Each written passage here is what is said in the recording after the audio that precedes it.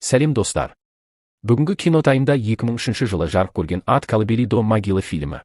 Мақсатына жету үшін екі қара нәсілді қарақшы метро жолымен жүгіріп өтуге мәжбүр болды. Әлі біраз жүргенде пойызға тап болар еді.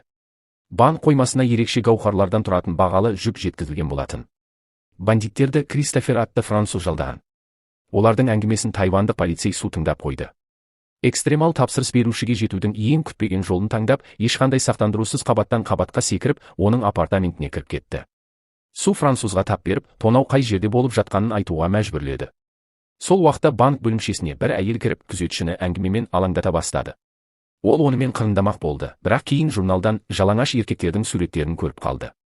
Сонда Томмидің өзі әрекет етуіне тура келді, өйткені ол сондай сымбатты еді. Надеюсь, я не смущаю тебя своей красотой. У меня есть жених. Томми күзетшіге өзінің үлкен артықшылығын сипаттап тұрған кезде, Дария елеусіз лифтке өтіп кетті, ал қарақшылар хранилищенің жанындағы еденге тесік жасады. Фейт камераға арналған жалған бейнені қойып, іске кірісті. Қарақшыларға Дария қосылды. Медвежатниктер өздерімен бірге қыруар құрал жабдық әкеліп, ортасына гранатомет орналастырылған құрылғы құрастырды. Атылған снаряд есіктің бір бөлігін жұлып әкетті. Құлып механизмі алдын ала мұздатылған еді. Тағы бір әрекет, және қарақшылар хранилищенің ішінде болды. Олар бір жәшіктен кейін бір жәшікті тонап, барынша көп қазына жинауға кірісті. Банда Кристофер тапсырыс берген қара бриллианттарды тапты. Қалған олжаны өздеріне қалдыруға болады. Су 911-ге хабарласып, тонау жүріп жатқанын айтты. Содан кейін қылмыскерлерге қара бриллианттарға тимеңдер, тапсырыс беруші сендерді сатып кетті деп ескертті.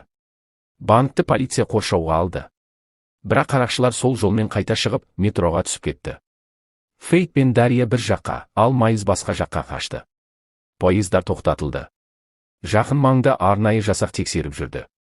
Екеуі полицейлер әлі вагон ішінде тұрған кезде, Нагло вагонның төбесіне шығып алды.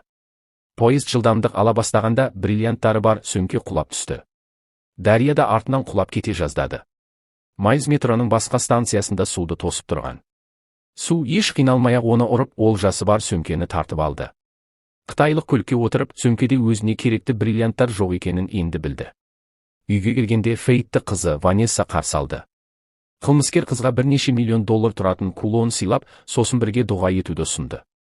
Бүкіл банда оның үйіне жиналды. Майлз қытайлық туралы және жоғалған олжа жайлы айтып берді. Қолдарында қалған жалғыз нәрсе сол қара бриллианттар. Қалаға қауіпті қылмыскер Лин келді. Дәл сол Лин Кристоферге қара бриллианттарға тапсырыс берген адам еді. Бірақ ол оны жерге қаратты. Фейт бұл тастар туралы бірдеңе білмек болып, өз досы Арчиге келеді. Арчи оларды алып, бұл әдеміліктің нарықта қанша тұратынын біліп беруге уәде етеді. Одан кейін Фейт французға барады да, оның өз аквариумында батып өлтірілгенін көреді.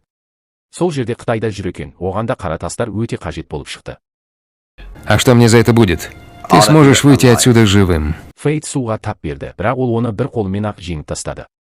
Осы кезде Лин телефон соғып, одан бриллианттарды беруді талап етті. Алайда Фейт ол олжасын біріншіде, екінші Қытайға да бергісі жоқ. Көп ұзамай ол өзіне біреулердің аңдуға кіріскенін байқайды. Фейттар көшеге бұрылып, қоқыс жәшігімен қуғыншылардың көлігін қағып түсірді. Линнің жалданбастары оған оқ жаудыра бастады. Егер ол тастарды бермесе, оның басына оқ тиюі мүмкін еді. Грабительді су құтқарып қалды. Ол жауынгерлердің бірін өзіне алып, әдеттегідей қиналмай-ақ сабап тастады. Ал Фейт өз қарсыласымен әлдеқайда ұзақ арпалысты. Есесіне ол гравитацияға түкіргендей қабырғалармен жүгіре алады, әсіресе артынан ашулы иттер тістеймін деп келе жатқанда. Арчиден қоңырау түсті. Ол бриллианттар жайлы ақпарат алмақ болғанда, қара нәсілді бір топ жігіт келіп, барлық тастарды тартып алып кетіпті. Оларда өте мықты қару болған, ал мұндай қаруларды қалада тек Чемберт қана ұстай алады. Өз әскеріндей күші бар өте қауіпті адам. Тағы да Лин хабарласты. Ол Фейттің қызын ұрлап кетіп, оны тастарға айырбастауға дайын екенін айтты. Су бұл Линді жақсы біледі, онымен қатал әрекет ету керек.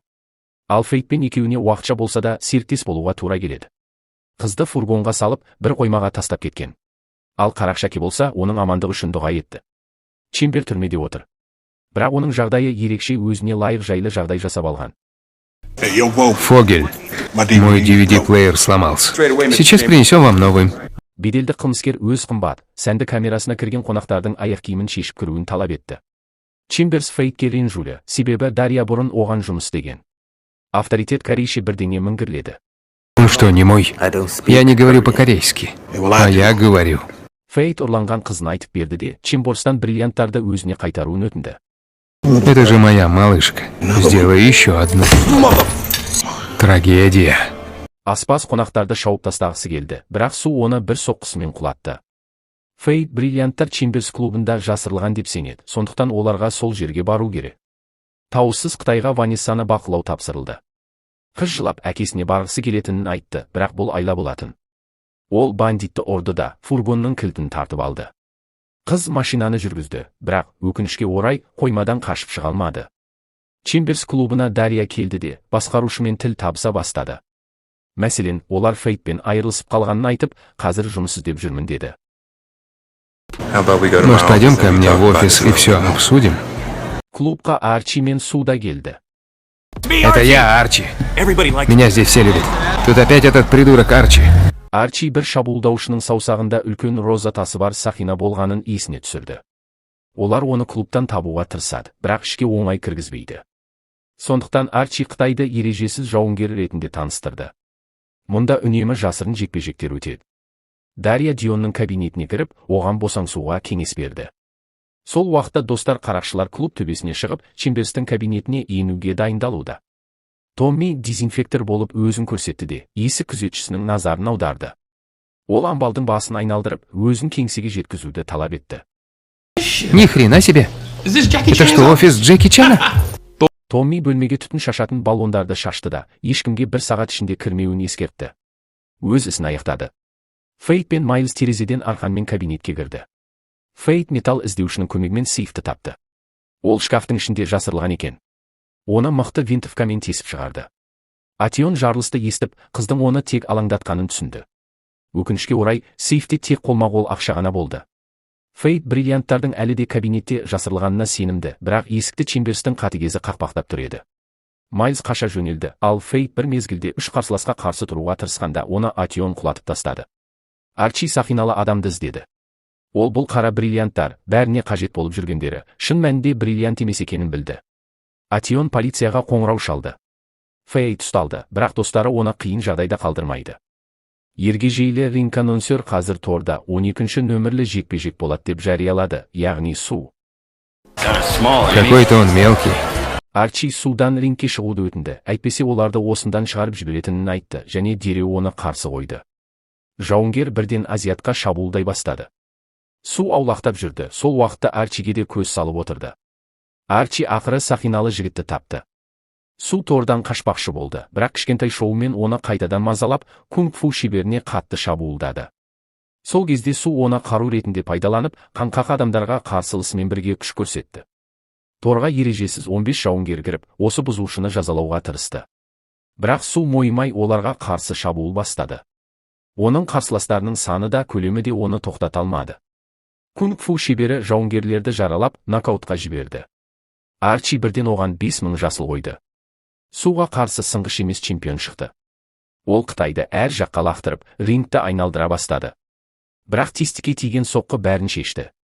Барлық жұрт бір мезгілде Суға шабуыл жасады. Ол шапшаң торға шығып, біраздан кейін жауынгерлер оны көрермендерге құлатты. Жекпе-жек тек Су ғана аяқталысымен аяқталды. Арчи уақытты босқа кетірген жоқ. Ол тек қана көп ақша тапқан жоқ, сонымен бірге сақиналы жігітті де құлатты. Сол уақытта Фейт қолын шұғадан босап, оны ұстаған полицейді ұрды. Ол қылмыс орнынан квадроциклмен қашып кетті. Одан кейін оған іздеу басталды. Фейтті тікұшақпен қуып, теледидарда бұл қуауды көрсетті. Ол полицейлерді алдап кету үшін сәтті көлік таңдады. Бірақ қылмыскерді квадроциклдің иесі де қудалады. Олар жолға шығып, ірі жол апатын ұйымдастырды. Соңында қарақшы ғимаратқа кіріп, оны тесіп өтіп, терезеден ұшып шығып, көршілес ғимараттың төбесіне қонды. Осылайша Фейт уақытша қудалаудан құтылды. Төбеден төбеге секіріп жүріп, қылмыскер жер асты тұраққа жасырынып кетті. Сол жерде оны серіктері тауып, полицейлердің кордонына қарамастан қашуына көмектесті. Чемберстің клубына Лин келіп, бриллианттарды сатуды сұрады.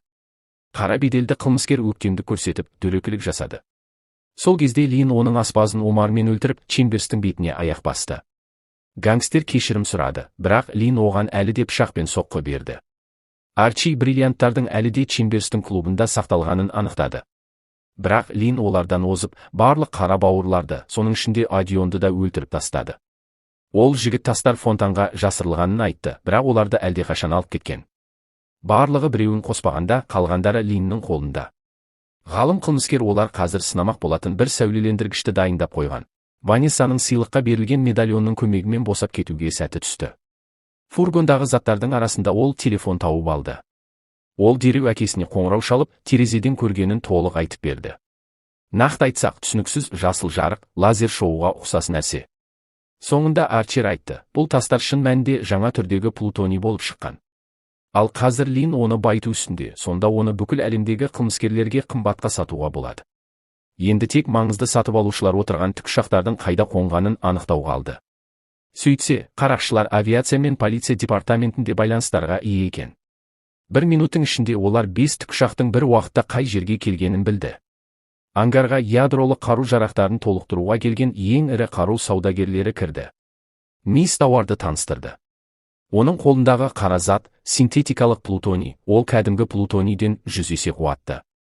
Және ол мүлде радиация шашпайды. Қара плутоний миллиардерлердің көз алдында байытылды, және жаңа әлемдік тәртіптің құрылуы жарияланды. Хиросима. 2 Хиросимы. Новый мировой порядок. Олар бір тасты 200 мыңнан саудаластырып, оны бірден сатып алды. Ангарға қарақшылар командасы келді. Майлз снайперлік винтовкамен күзетшілерді алып тастады. Ангарға танк кіріп, қабырғаны қиратып өтті. Танктың ішінде пулеметке Томми отырды. Сол кезде Ванесса фургоннан шығып, шығысқа қарай қаша жөнелді. Лин сауданы жауып, барлық тастарды алды. Сөйтсе, азиялықтардың өз пулеметі бар екен. Үлкен калибрлі атыс басталды, оның жеңімпазы Томми болды. Су жолды Мин мен оның көмекшісінен жауып тастады. Басқатер адам қызды алға жіберіп, өзі көліктің артына жүгірді. Бірақ танк келіп, Томми Линнің лимузинін пулеметтен атқылай бастады. Кейін танк көлікті мүлде сындырып жіберді. Қыз жауға қарсы тұрудың орнына қаруды қолданды. Алайда азиялық досын Дария қорғап қалды. Гетті қыз кунг-фу шеберін талқандап, өзі пушканы алып, онымен оны оққа ұшырды. Лин 1 миллиардтердің тікұшағын ұрлап кетті. Бірақ су шассиге ілініп үлгерді. Ұшқыш шассиді көтеріп, бейкүнә адамды төменге тастады. Сол сәтте Арчи танкпен тікұшақты нысанаға алды. Мин сәтімен аман қалды, себебі оған суға қарсы финалдық жекпе-жек әлі алды. Жауынгерлер от шеңберімен қоршалды. Екі жауынгер өнер шебері ұзақ уақыт қол аяғын сермеп, бір-бірін әсерлі лақтырып, түрлі трюктер қолданды. Бірақ ақыры Джет Ли Марк Дагаскастан күшті шықты. Тайвандық полицей қылмыскердің тамағына плутоний капсуласын салды, және ол іштен күйіп кетті. Фейт қызын құтқарды. Бірақ енді оған сотқа барып, темір тордың ар жағында отыруға тура келеді. Я с тобой. Осымен шолуымыз аяқталды. Фильм ұнаған болса, лайк басып, пікір жазып, арнаға тіркеліп 1000 оқырманға жеткізіп тастайық. Келесі кино таймда кездескенше сау болыңыздар.